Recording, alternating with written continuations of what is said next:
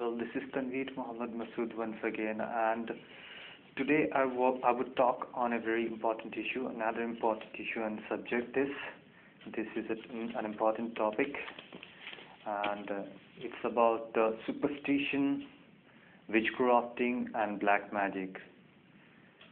I thought it's very important. These three concepts basically are interlinked, interconnected, and are literally associated with each other. Now, first of all, let us discuss what exactly is superstition, or who are basically superstitious people. I thought superstition is a person's thinking or mindset that makes him follow a particular way of living, carry out a particular set of practices in his life that makes him a little different from other people. Take for example, a superstitious person is driving his car, and while he's driving, a small cat comes in front of his car, and all of a sudden he stops the car. It's appreciated that he stops the car so that the cat could cross the way, cross the path and go to the other side of the path. But then it's really astonishing to note when the car driver or the person who is superstitious changes his way and takes to some other path. This despite the fact that that was his not path he was trying to go to. Just because the small little harmless cat crossed his way, he decided to leave that path and take to some other path. I thought this time around the person who was driving the car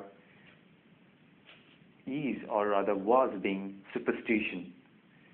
I thought this is where superstition begins, a person's thinking which is literally outdated and orthodox, which is based on some sort of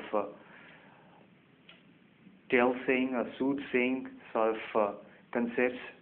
People in ancient period, during old days, especially women, old elderly women used to gossip that if someone crosses the path, or rather if a cat crosses your path, then your day is going to be bad, or rather it's a very bad symbol that when you're going to your work and all of a sudden a cat crosses your path, it's really very bad omen for you, and it's a very bad symbol, and it's a symbol that it's an indication that bad things are going to happen in the coming days.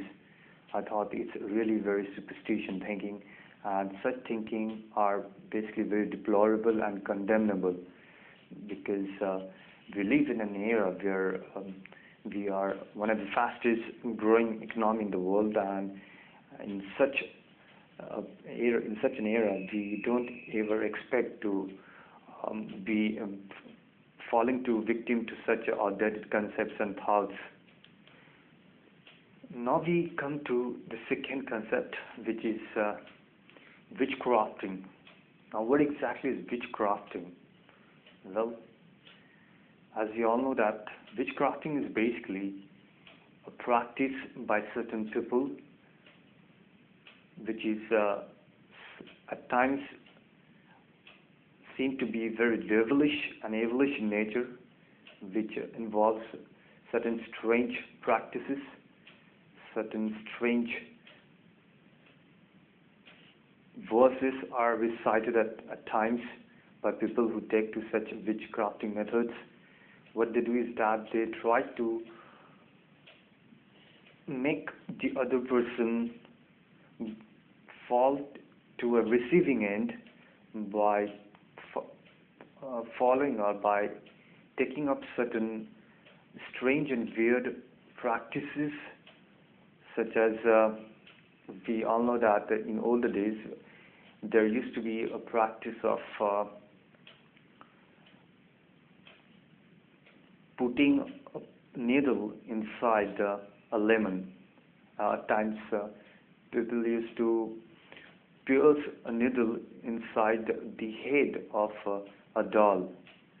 And what used to happen as a result of that is that the person for whom it used to be done, was he or she used to fall, go on, he or she used to fall sick, and he or she used to become literally bedridden, to the extent that there were chances of his or her getting fatally, or rather I should say he or she used to get literally become half dead. And it was basically done to harm the person for which it was being done. So all in all, it was one such practice which was in other words done to harm the other person, try to literally kill the other person, if I should put it like this, by indirectly using methods which are basically or rather cannot be blamed on that particular person, on the latter person, on the person who takes up such practice. It's the other way of giving supari to a witchcrafter to harm the other person for which that supari is being given. I mean, it's basically done to harm the person, to at times intended to kill or make him a semi-death by practicing such strange methods. As I said, piercing a needle into the head of a doll. At times, needle used to be placed inside a lemon, and other such weird practices. I thought it's still prevalent in certain village areas, certain remote parts of our country.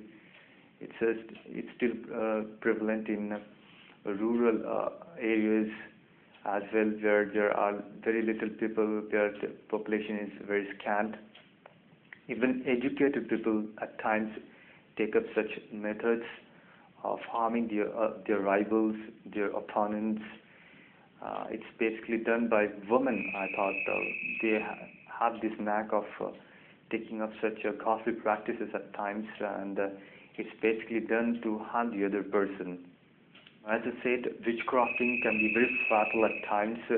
It can at times take away the life of the person for which or against whom that witchcrafting is being done. I thought it's very, very dangerous, and it's high time that government, Indian government, or any educated and sane government, which is basically democratic, sovereign, and which basically believes in freedom of speech, expression, and the rights and integrity of its citizens, should come up with some proper good laws and enactments against witchcrafting, because it's one such method which has, or rather it's one such practice that has these days been kept under the carpet and has literally been ignored because of the fact that people these days are not associating so much of significance to such little or unknown issues. At the same time, we need to remember that it's not a small or insignificant issue. It's really a big issue for any developing country like ours that basically intends to look ahead and come out of its nutshell of its ghastly practices of ignorance and weird behavior that used to be that was prevalent in older periods, in ancient days, in the days of when people used to be thrown into the pyre of and when women used to be thrown into the pyre of their husband, when people used to be killed in the name of caste, creed, and at times religion. I thought it's high time we should, or our government should do something urgently about this little but very significant issue. Well, as I said that witchcrafting and black magic is often done to carry out, or rather avenge at times, or carry out revenge work on the people who have at times wronged them. It's basically an act of revenge by people who cannot directly harm the other person, or who don't have the resources or gall or gumption or guts of harming him directly. So indirectly, what they do is that they try to harm him or her indirectly by taking to such ghastly practices like witchcrafting. And well, we all know that it's basically a method of coward people who are basically very uneducated, very ignorant, and who have little knowledge as to what the outcome of such methods can be into the life of the person on whom it's being carried out. Now, let me ponder into the religious perspective of such practices like witchcrafting and black magic, as well as superstition. Well, as far as our holy books are concerned, every holy book, be it Quran, be it the Bible, or be it the Gita for that purpose, every holy book admonishes practices like black magic or witchcrafting. In fact, the Holy Quran has verses in it that directly and clearly deplores and condemns such dastardly, such deplorable practices, which is basically done to harm the other person. It's an act of evil, and it's always be an act of evil, as the Holy Quran puts it, and it's basically an act of people who are basically very coward in nature, and basically they are the friends of Satan. I should say that if we put it from, rather if we see this from the religious perspective, in every religion deplores and condemns such acts like witchcrafting or black magic or any act of superstition. Before the advent of Islam, before the advent of the Holy Quran, such practices used to be rather was prevalent, and it was rampant, and it everywhere in every part of the world. And the messengers of God, the messengers of Allah coming in, they came up with their verses, with the books, with the holy books, and every messenger of God said that such act is an act of Satanish in nature. It's devilish in nature. It has nothing to do with sanity or reason. I thought such acts are basically a blot, a scourge, a menace to a developing society like ours, our country, which is one of the most fastest growing economy in the world. We aspire to become the superpower one day, and if we have such a background like the practice of black magic and witchcrafting, then we can never ever intend, or rather we can never ever get to that position that we aspire for. We need to be very modern, very broad, very positive, very educated in our approach, in our mindset, and shun and shed all sorts of orthodox thinking and approach, since we are an educated, developed, and developing, should I put that, a society that aspires to come on par with powers like United States and UK, and with someone or an economy which has one of the healthiest GDP in the world. It should not ever be hijacked by such costly practices. If we bring in sanity and reason in our life, we would always and we would always try that such abhorrible practices are flushed out from our lives.